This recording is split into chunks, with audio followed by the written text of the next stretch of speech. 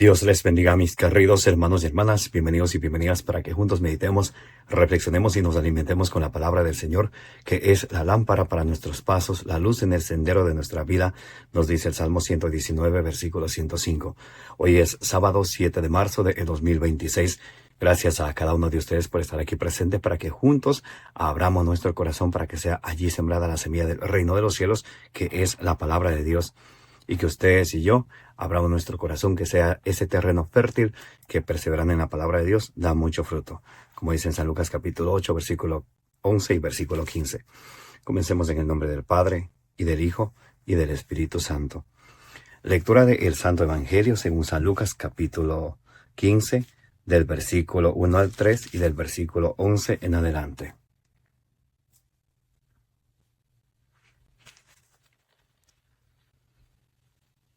Todos los publicanos y los pecadores se acercaban a él para oírle. Los fariseos y los escribas murmuraban diciendo: Este acoge a los pecadores y come con ellos. Entonces les dijo esta parábola. Un hombre tenía 2 hijos. El menor de ellos dijo al padre: Padre, dame la parte de la herencia que me corresponde, y él repartió la hacienda. Pocos días después, el hijo menor lo reunió todo y se marchó a un país lejano, donde malgastó su hacienda viviendo como un libertino. Cuando se lo había gastado todo, sobrevino un hambre extrema en aquel país y comenzó a pasar necesidad. Entonces fue y se ajustó con uno de los ciudadanos de aquel país, que le envió a sus fincas a apacentar puercos, y deseaba llenar su vientre con las algarrobas que comían los puercos, pues nadie le daba nada. Y entrando en sí mismo dijo: ¿Cuántos jornaleros de mi padre tienen pan en abundancia, mientras que yo aquí me muero de hambre? Me levantaré, iré a mi padre, y le diré: Padre, pequé contra el cielo y ante ti. Ya no merezco ser llamado hijo tuyo, trátame como a uno de tus jornaleros. Y levantándose, partió hacia su padre. Estando él todavía lejos, le vio su padre, y conmovido corrió, se echó a su cuello y le besó efusivamente. El hijo le dijo: Padre, pequé contra el cielo y ante ti, ya no merezco ser llamado hijo tuyo. Pero el padre dijo a sus siervos: Daos prisa, traed el mejor vestido y vestidle, ponedle un anillo en la mano y unas sandalias en los pies. Traed el novillo cebado, matadlo, y comamos y celebremos una fiesta. Porque este hijo malo había muerto y ahora ha vuelto a la vida. Se había perdido y ha sido hallado. Y comenzaron la fiesta. Su hijo mayor estaba en el campo, y al volver, cuando se acercó a la casa, oyó la música y las danzas, y llamando a uno de los criados, le preguntó qué era aquello. Él le dijo: Ha vuelto tu hermano, y tu padre ha matado al novillo cebado, porque le ha recobrado sano. Él se irritó y no quería entrar. Salió su padre y le rogaba, pero él replicó a su padre: Hace tantos años que te sirvo, y jamás dejé de cumplir una orden tuya, pero nunca me has dado un cabrito para tener una fiesta con mis amigos. Y ahora que ha vuelto ese hijo tuyo, que ha devorado tu hacienda, con prostitutas has matado para él el novillo cebado. Pero él le dijo: Hijo, tú siempre estás conmigo, y todo lo mío es tuyo. Pero convenía celebrar esta fiesta y alegrarse, porque ese hermano tuyo había muerto y ha vuelto a la vida. Se había perdido y ha sido hallado. Palabra del Señor. Gloria a ti, Señor Jesús. Mis queridos hermanos y hermanas, oremos juntos al Espíritu Santo. Santo y divino Espíritu de Dios, destruye en mí toda pereza espiritual, toda indiferencia, toda tiniebla de confusión, toda distracción.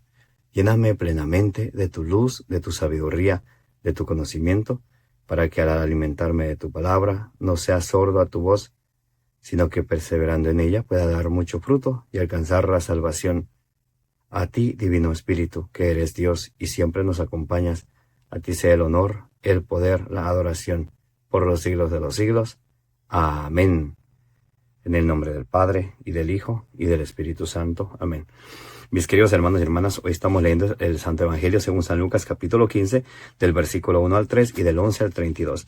En el versículo 1 al 3 vemos cómo Jesús se sienta con los publicanos, con los pecadores, mientras que los fariseos se ponen a ellos a hablar entre ellos. Pero mira cómo se reúne con los pecadores.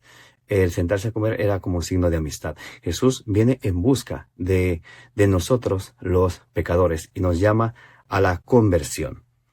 En la parábola del hijo pródigo, los dos hijos, si lo vemos desde el Antiguo Testamento, recordemos que el Nuevo Testamento y el Antiguo Testamento están íntimamente unidos. El Nuevo Testamento da cumplimiento a lo que el Antiguo Testamento dice, ¿sí? El Antiguo Testamento es la sombra de lo que sería el Nuevo Testamento. Entonces, si vemos los dos hermanos, por ejemplo, Caín y Abel, Ismael, Isaac, Esaú y su hermano Jacob, José y sus hermanos, y aquí vemos al hijo mayor, al hijo menor, dos hermanos. El hijo menor pide su parte y el padre generoso le da. Él se va y vive como un libertino. Y a veces puede pasar esto por alto. Decimos, no, vivió como un libertino.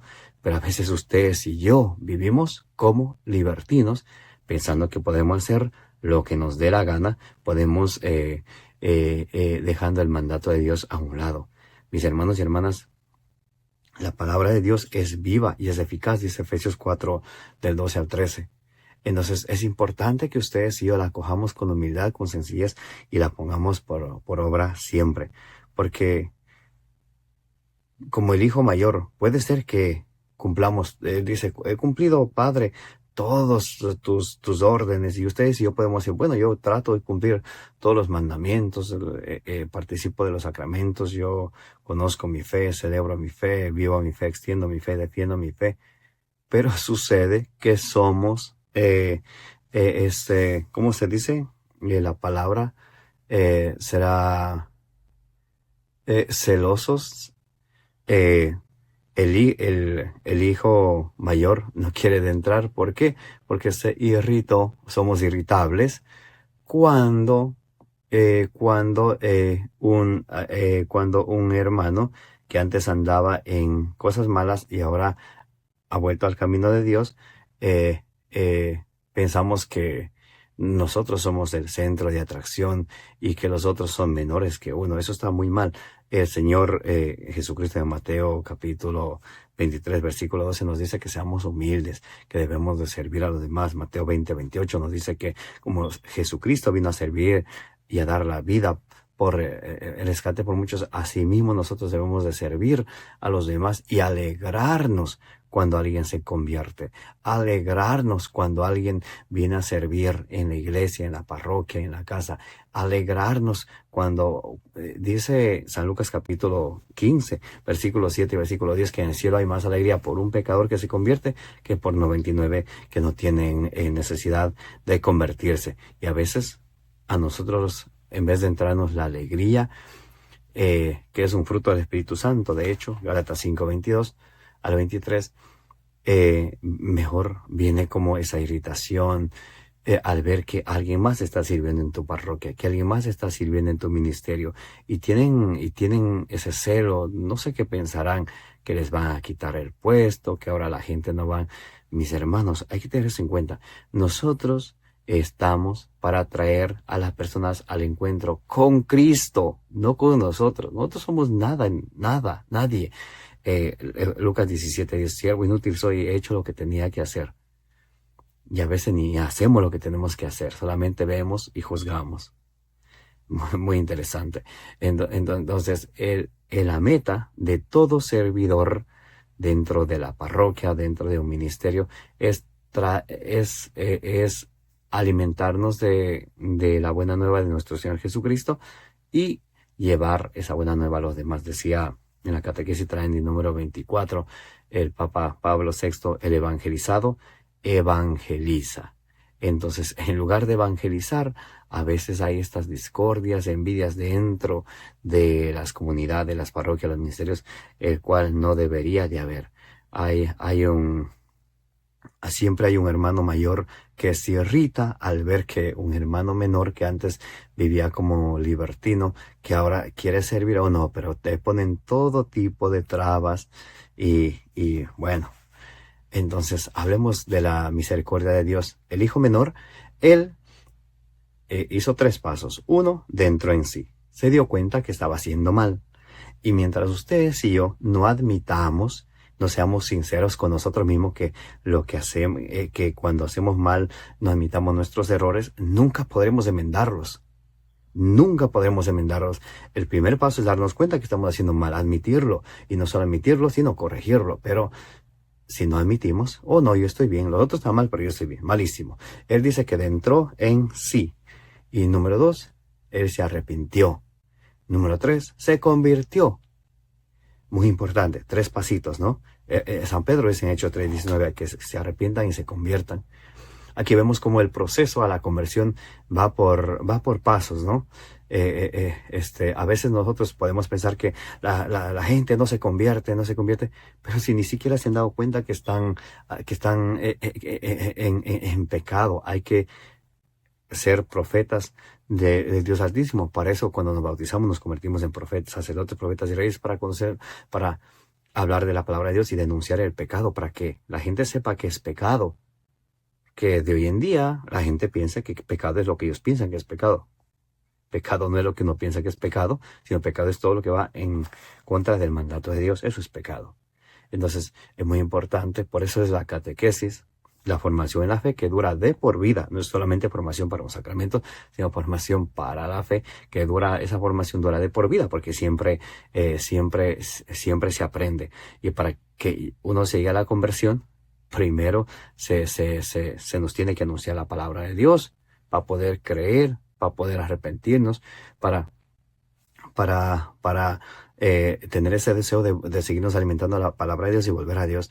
Pero si a veces queremos solo apuntar a la conversión y no nos concentramos en ayudar al hermano o la hermana a ver en el error en que está y cuál es la necesidad que tiene de de arrepentirse y volver a Dios. Entonces, muy importante, nos enseña el hijo menor a arrepentirnos, a adentrar en nosotros mismos, a tomar conciencia, a arrepentirnos y a convertirnos. Yo quiero hablarles acerca de la misericordia de Dios y la conversión. El Catecismo de la Iglesia Católica, del numeral 1846 al 1848, nos dice lo siguiente. Voy a intentar leer, la letra es pequeñísima, pero yo voy a intentar leer con mucho cariño. Ustedes pueden leerlo en sus casas, sus catecismos, 1846 al 1848. Esos son los numerales, ¿ok? Dice la misericordia y el pecado. El Evangelio es la revelación en Jesucristo de la misericordia de Dios con los pecadores. El ángel anuncia a José: tú le pondrás por nombre Jesús, porque él salvará al pueblo de sus pecados. Mateo 1:21. Y en la institución de la Eucaristía, sacramento de redención, Jesús dice: esta es mi sangre de la alianza que va a ser derramada por muchos para la remisión de los pecados. Mateo 26:28. Numeral 18:47. Dios nos ha creado sin nosotros, pero no ha querido salvarnos sin nosotros. La acogida de su misericordia exige de nosotros la confesión de nuestras faltas. Escuchen otra vez. La acogida de su misericordia exige de nosotros la confesión de nuestras faltas. Si decimos no tenemos pecado, nos engañamos y la verdad no está en nosotros. Si reconocemos nuestros pecados, fiel y justo es Él para perdonarnos los pecados y purificarnos de toda injusticia. 1 Juan 1, del 8 al 9. Entonces, escuchen la exigencia de Dios. Dice, la exigencia de su misericordia exige de nosotros la confesión de nuestros pecados. Por eso Jesús dejó a sus embajadores, que Jesús actúa en los sacerdotes en persona de Cristo. La misma persona de Cristo actúa en la persona del sacerdote. Ahora, alguien puede decir, pero el sacerdote hacía así. La persona de Cristo actúa en él, sea como sea. Y hay que orar mucho por los sacerdotes que no son fieles a Jesucristo. Entonces, ahí está el reconocer el pecado, y nadie puede decir no tengo pecado porque es un mentiroso. Y dice el numeral 1848, como afirma San Pablo, donde abundó el pecado, sobreabundó la gracia. Romanos 5:20. Pero para hacer su obra, la gracia debe descubrir el pecado para convertir nuestro corazón y conferirnos la justicia para la vida eterna por Jesucristo nuestro Señor. Romanos 5, del 20 al 21. Como un médico que descubre la herida antes de curarla, Dios, mediante su palabra y su espíritu, proyecta una luz viva sobre el pecado. Bendito sea el Señor. Y es importante venir ante el Señor arrepentidos, y importantísimo, como el Señor nos muestra el sacramento de la confesión. Dice el Padre, Dios, que es nuestro Padre, envió a sus siervos, a sus sirvientes. ¿Quiénes son los siervos de Él? Los apóstoles y sus sucesores, los obispos y los sacerdotes, que tienen la sucesión apostólica, la autoridad que Jesucristo entregó a su iglesia, que reciben a través de la imposición de las manos. Entonces, el Padre le dijo a los sirvientes, póngale una vestidura nueva. Cuando antes de confesarnos, estamos con la vestidura vieja, llenos de la mugre de pecado. Una vez que hacemos una buena confesión, entonces nuestra vestidura cambia. Estamos renovados, estamos en Cristo. Somos unas nuevas criaturas en Cristo, y que, como dice en 2 Corintios 5:17, y dice 1 Juan 5:17, que el que está en Cristo, el demonio no le puede tocar.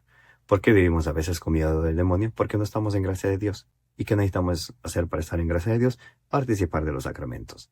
Que el Señor les bendiga y les guarde, como dice el número 624, que la Santísima Virgen María, junto con todos los santos, intercedan por cada uno de ustedes, de vuestras familias y del mundo entero. Me llamo Carlos Pauta. Les invito a que le den suscribir a su canal de evangelización. Si Dios permite, el día de mañana continuaremos con la reflexión y meditación del Santo Evangelio del día.